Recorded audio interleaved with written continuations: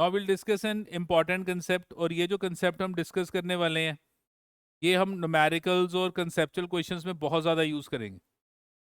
और वो क्या है कि if we have a system of two particles, if we have a system of two particles, हमारे पास दो पार्टिकल्स का सिस्टम है। तो if we have a system of two particles, one is of mass m1 and another is of mass m2। तो हमारे पास दो पार्टिकल का सिस्टम है, और वो जो दो पार्टिकल का सिस्टम है उसमें एक का मास m1 है, दूसरे का मास m2 है। और मैं इस सिस्टम का सेंटर ऑफ मास निकालना चाहता हूँ। तो सेंटर ऑफ मास जब मैं निकालूंगा तो मैं क्या नोटिस करूंगा कि centre of mass will lie on the line joining the two particles. So if we have a system of two particles, then center of mass of system will lie on the line joining the two particles। तो जो centre of मास आप notice करोगे वो आप क्या notice करोगे कि कहाँ लाई कर रहा है, जो लाइन इन दोनों को जोड़ रही है उस लाइन के ऊपर। Now let us say the distance of center of mass from first particle is r1 and distance of center of mass from second particle is r2। तो सेंटर ऑफ मास से अगर फर्स्ट पार्टिकल को देखा तो उसका distance r1 है, और centre of मास से अगर दूसरे पार्टिकल को देखा तो उसका डिस्टेंस r2 है। पर ये सिर्फ दो पार्टिकल्स के लिए, थ्री हो जाएंगे तो फिर नहीं लगना है। ये ओनली किसके लिए? Two particles. अब अगर मैं सेंटर ऑफ मास को कंसिडर करूं ओरिजिन, मैंने सेंटर ऑफ मास को क्या कंसिडर कर लिया? ओरिजिन। तो ये जो m1 है इसका कोऑर्डिनेट क्या बनेगा? इसका कोऑर्डिनेट बन जाएगा -r1,0। माइनस क्यों? क्योंकि ओरिजिन के लेफ्ट साइड पे x नेगेटिव है, और ओरिजिन के राइट साइड पे, ये बन जाएगा r2,0, क्योंकि ओरिजिन के राइट साइड पे x पॉजिटिव है। अब हमने क्या पढ़ा था कि जो सेंटर ऑफ मास होता है उसका फॉर्मूला होता है कोऑर्डिनेट, जो आपका गिवन मास है उस मास को उसके कोऑर्डिनेट के साथ मल्टीप्लाई कर दो,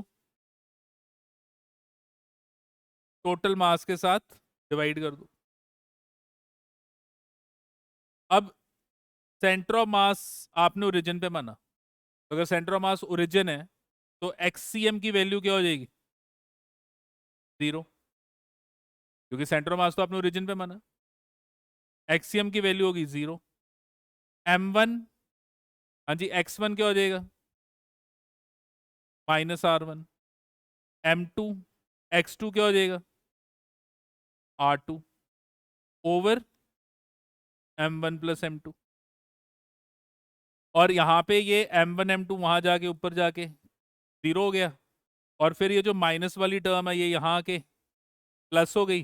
तो आपने क्या नोटिस किया? आपने नोटिस किया कि m1r1 will be equal to m2r2। ये मेरे पास एक इंपॉर्टेंट रिलेशन आ गया कि अगर टू पार्टिकल सिस्टम है तो centre of mass will lie on the line joining the two, and the product of mass of a particle with the distance from the center of mass will be equal। mass of the particle का product किसके साथ? उसके distance के साथ। कहां से? Centre of मास से। वो जो प्रोडक्ट होगा वो इक्वल होगा, m1r1 will be equal to m2r2। तो मैं यहाँ पे क्या नोटिस कर रहा हूं? मैं यहाँ पे नोटिस कर रहा हूं कि m1r1 is equal to m2r2, where what is r1? distance of m1 from center of mass. What is r2? Distance of m2 from center of mass. अच्छा, इसी रिलेशन को अगर मैं थोड़ा सा और आगे इलेबरेट करूं इसी रिलेशन को, तो मेरे पास आ गया r1 over r2 is equal to m2 over m1। तो ये मेरे पास रिलेशन बन गया r1 over r2 is equal to m2 by m1। Now if m1 is greater than m2, तो आप यहां पे देखो ये डिनोमिनेटर बड़ा है राइट साइड पे, तो फिर लेफ्ट साइड पे भी कौन बड़ा होगा? डिनोमिनेटर ही बड़ा होगा, तभी तो इक्वल है। तो इसका क्या मतलब हुआ? अगर m1 m2 से बड़ा है तो फिर इसका क्या मतलब हुआ? Then r1 is less than r2, r1 की वैल्यू कम हो जाएगी। अच्छा, r1 क्या है? r1 है आपका m1 सेंटर ऑफ मास से कितनी दूर है। और अगर r1 कम हो गया, अगर ये वैल्यू लेस हो गई, इसका क्या मतलब है कि सेंटर ऑफ मास m1 के क्लोज है। r2, अगर ये r2 लार्ज है, ज्यादा है, तो इसका मतलब सेंटर ऑफ मास m2 से दूर है। इसका मतलब सेंटर ऑफ मास किसके क्लोज है? सेंटर ऑफ मास किसके क्लोज है? जो ज्यादा हैवी है। जो ज्यादा हैवी है सेंटर ऑफ मास उसके क्लोज है।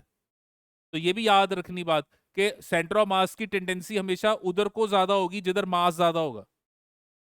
सेंटर ऑफ मास हमेशा किधर को आपको ज्यादा नजर आएगा, मतलब किस साइड को उसकी इंक्लिनेशन होगी, किस साइड को वो आपको ज्यादा मिलेगा, किधर को मिलेगा? जिधर को मास ज्यादा होगा। तो हमने यहाँ पे क्या लिखा था? हमने यहाँ पे लिखा था कि if we have a system of two particles and centre of mass will lie on the line joining the two. And आगे हम यहाँ पे क्या लिखेंगे? Closer to body of greater mass. तो ये भी एक एक्स्ट्रा बात मेरे को पता लगी कि closer to the body of greater mass. तो सेंटर ऑफ मास जो है वो लाइन जॉइनिंग द टू पे होगा, लाइन जॉइनिंग द टू पे होगा, और हैवी मास के क्लोज होगा, लाइटर वाले से दूर होगा। और मास और सेंटर ऑफ मास से जो डिस्टेंस आ रहा है, वो जो मास और डिस्टेंस का प्रोडक्ट है, वो हमेशा क्या आएगा? सेम आएगा। हाँ जी, क्लियर है बात? तो ये जो फैक्ट है, अब इसको हमने याद रखना है, न्यूमेरिकल्स में हमने इसको बहुत ज्यादा यूज करना है। तो एक क्वेश्चन करते हैं इसके बेसिस पे। क्वेश्चन है that two skaters of masses 40 kg and 60 kg respectively standing facing each other at A and B such that AB is 5 meter. दो स्केटर्स हैं, एक A है और एक B है, और वो जो A और B हैं वो दोनों एक दूसरे के तरफ फेस करके खड़े हैं, और उनके बीच में जो गैप है वो गैप हमें कितना दिया हुआ है? 5 मीटर, और दोनों एक दूसरे की तरफ फेस करके खड़े हैं। ए का जो मास है वो हमें दिया हुआ है 40 kg, और बी का जो मास है वो हमें कितना दिया हुआ है? 60 kg।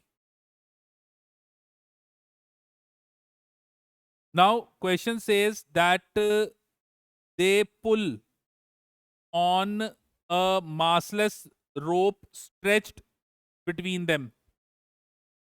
तो उनके बीच में एक रोप है और उसको अब वो खींच रहे हैं। इसका मतलब इनिशियली इनिशियली आपका ये जो सिस्टम है ये रेस्ट पे था, क्योंकि ये दोनों एक दूसरे की तरफ फेस करके खड़े हैं, एक दूसरे को देख रहे हैं। अब उन्होंने क्या किया? वो रस्सी पकड़ी और रस्सी से एक दूसरे को अब खींचने लग गए, और नीचे उनके स्केट्स हैं। स्केट्स का मतलब फ्रिक्शन नहीं है, वो रोलिंग रोल करेंगे ना, वो तो वो इजीली रोल कर जाएंगे। तो अब यहाँ पे क्वेश्चन कह रहा है कि वेयर वुड दे मीट, क्योंकि जब वो ऐसे एक दूसरे को रस्सी से खींचेंगे, वो जो रस्सी है उसके अंदर टेंशन आएगी, और रस्सी में जब टेंशन आएगी तो टेंशन क्या करेगी, ए को राइट साइड की तरफ खींचेगी और बी को लेफ्ट साइड। तो आप क्या नोटिस करोगे कि ए किधर को जाना शुरू हो जाएगा, राइट, बी किधर जाना शुरू हो जाएगा, लेफ्ट, और दोनों एक दूसरे को आके फिर टकराएंगे, दोनों एक दूसरे को आके मीट करेंगे। क्वेश्चन है बताओ कहाँ मीट करेंगे। अब देखो, अगर मैं ये जो गिवन प्रॉब्लम है, अगर मैं इस प्रॉब्लम को अगर स्टडी करने के टाइम मैं कहता हूं कि consider A and B as particle, क्योंकि मुझे ए और बी का साइज नहीं दिया, देखो मास दिया हुआ है पर ए और बी का साइज नहीं दिया हुआ, तो मैं और ए और बी को अगर पार्टिकल मानूं, और ये मेरे पास ए और बी क्या बन गया, सिस्टम ऑफ टू पार्टिकल्स, ये बन गया सिस्टम ऑफ टू पार्टिकल्स। तो अगर सिस्टम ऑफ टू पार्टिकल है तो सेंटर ऑफ मास कहां लाया करेगा, line joining the two closer to heavy body, तो हैवी बॉडी 60 है, तो ये मेरा यहाँ पे सेंटर ऑफ मास लाया करेगा। हाँ जी, समझ में आ रहा है क्या कह रहे हैं, line joining the two closer to heavy, ये मेरा सेंटर ऑफ मास लाया करेगा।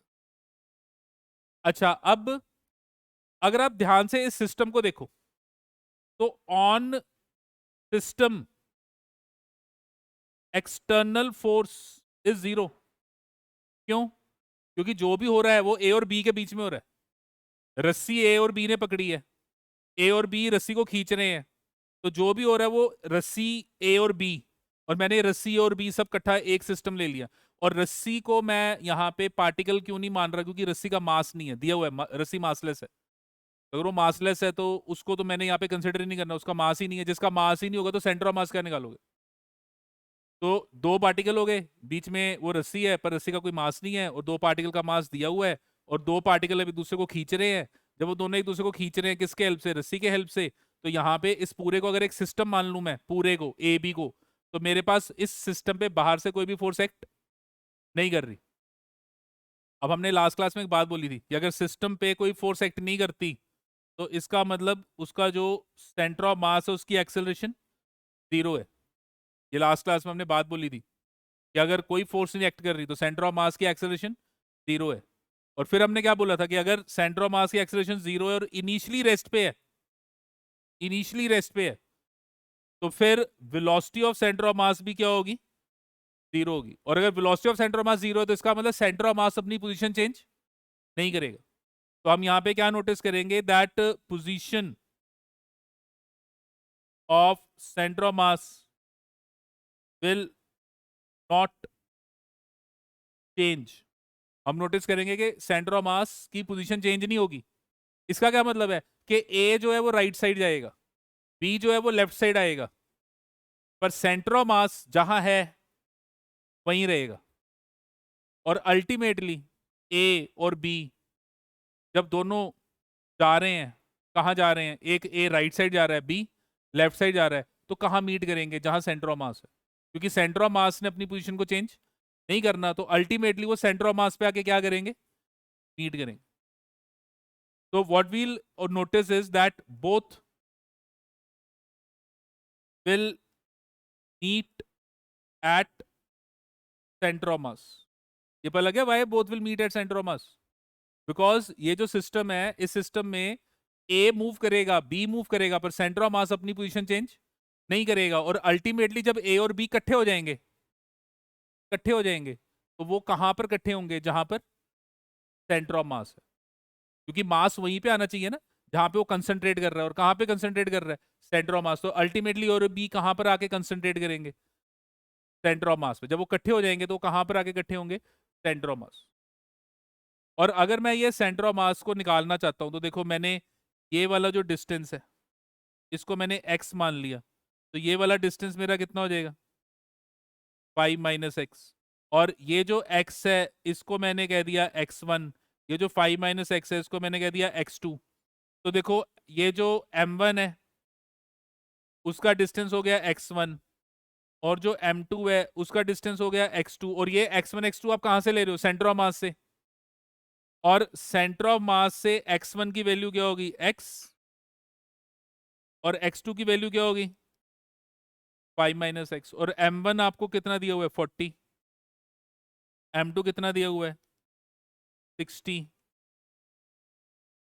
तो यहाँ पे इसको सॉल्व कर लो, तो आपके पास आ गया 4x is equal to 30 minus 6x, तो 10x इज इक्वल टू 30।